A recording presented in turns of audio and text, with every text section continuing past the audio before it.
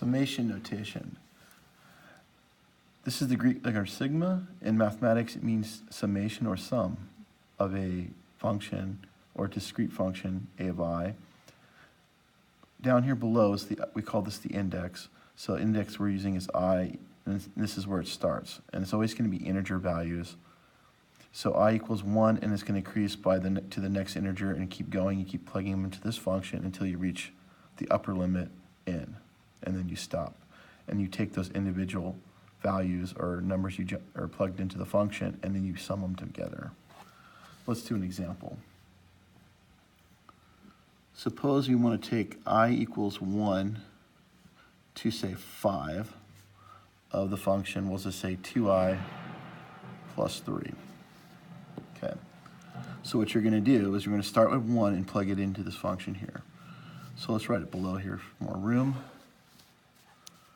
So the first value will be 1. So we're going to plug in 1 for I. So we'll have 2 times 1 plus 3.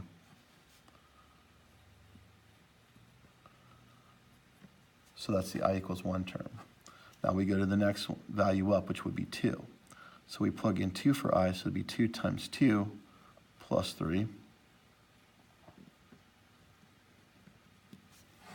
Now you have your I equals 2 term. Go to the next one, which will be 3. So replace I with 3. So it'll be 2 times 3 plus 3. There's your I equals 3 term. We're going to keep doing this until we reach 5. Next one will be 4.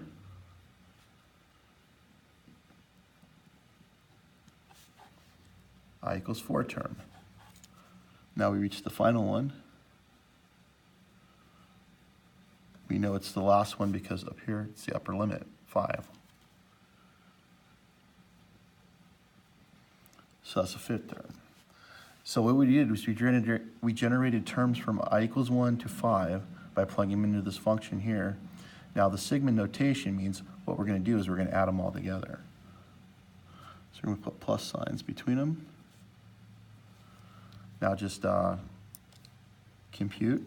So this will be, the first one will be 2 times 1 plus 3 would be 5.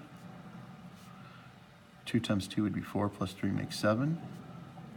2 times 3 would be 6 plus 3 makes 9. 2 times 4 plus 3 makes 11. 2 times 5 plus 3 makes 13. Add them all up. 45.